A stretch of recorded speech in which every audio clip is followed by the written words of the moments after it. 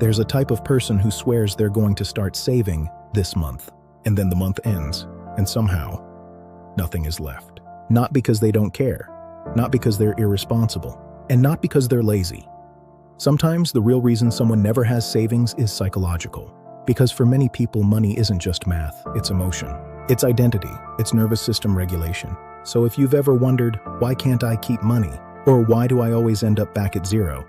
This video might explain more than you expect.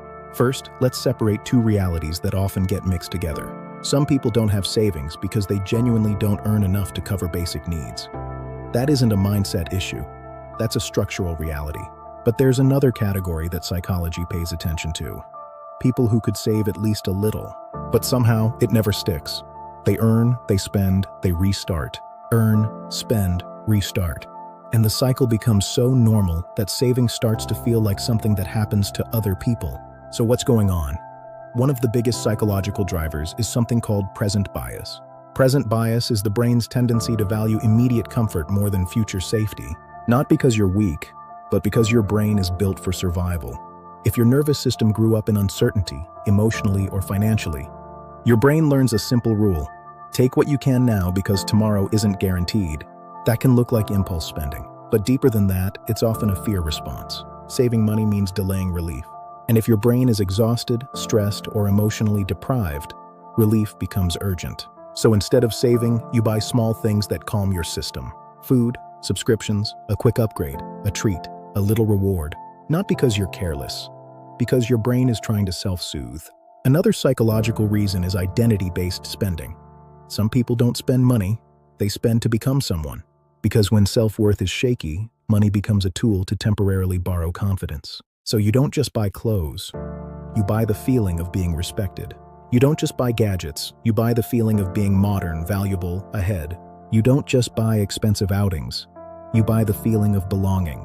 And the most dangerous part is this. Identity spending doesn't feel like spending. It feels like fixing something inside you. So you can know you should save and still feel pulled to spend. Because the brain is chasing a deeper goal than money. It's chasing emotional stability. Another factor is what psychologists call financial avoidance. Some people don't manage money because they don't understand it. They avoid it because it triggers shame. They check their account and immediately feel a tightness in the chest. A sense of failure, a voice that says, "You're behind." So they stop looking. They stop planning. And when you don't track money, money disappears faster. Avoidance always makes problems louder, and the brain often chooses avoidance when the emotion of facing reality feels too heavy. Then there's a less discussed reason. Savings can feel emotionally unsafe for some people. This sounds strange, but it's real. If you grew up in a home where money caused stress, conflict, or instability, your nervous system might associate having money with pressure. Because when money shows up, expectations show up. People ask you for help. You feel responsible. You feel watched. You fear losing it. So you unconsciously get rid of it. Not on purpose, but through choices that keep you back in what feels familiar. Which brings us to one of the deepest ideas in psychology. People don't always choose what's best. They choose what's familiar. And for some people, being broke is familiar, even if they hate it, even if it stresses them, even if they swear they want to change. Their nervous system knows how to live at zero. It doesn't know how to live with stability. And stability can feel boring, unnatural, or even suspicious. So they create chaos. They spend. They reset.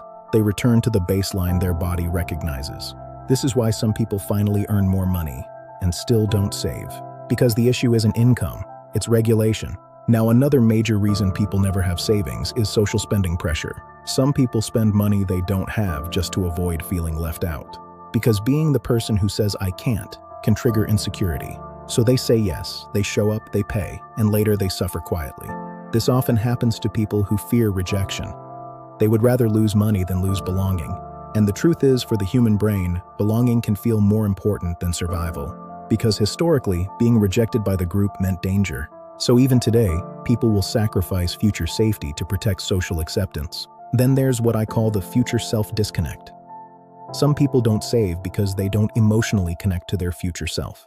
They know logically that they'll need money later, but emotionally, later doesn't feel real. So saving feels like giving money away to a stranger. This is common in people who have experienced trauma, instability, or constant stress, because the brain learns to live in short time horizons. Future planning requires psychological safety. Because if you don't trust the future, you don't invest in it. And here's the final psychological reason, the one nobody wants to admit. Some people never save because savings represents adulthood, responsibility, limits. And deep down, a part of them resists that. Because saving forces you to accept reality, that you can't buy everything, that you must delay pleasure, that you must become the one who protects you. And for people who didn't feel protected growing up, that can trigger grief. A quiet grief that says, "So I have to be my own safety now?" Yes, and that realization is heavier than people think.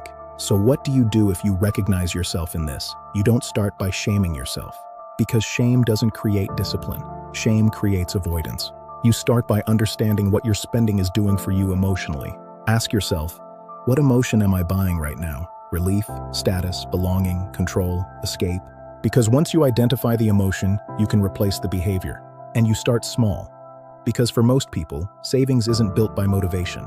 It's built by automation. Not "I'll save whatever is left," but "I'll remove the savings first, then live on the rest," even if it's small. Because saving isn't only a financial practice, it's a psychological practice. It tells your brain, I can delay comfort. I can create safety.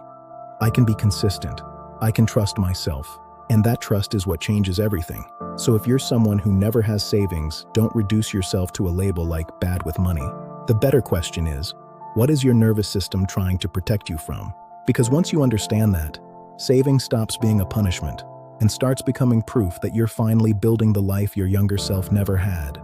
If this video explained a pattern you've struggled to name, don't scroll. The next video breaks down the psychology of impulse spending and how to retrain your brain to tolerate stability.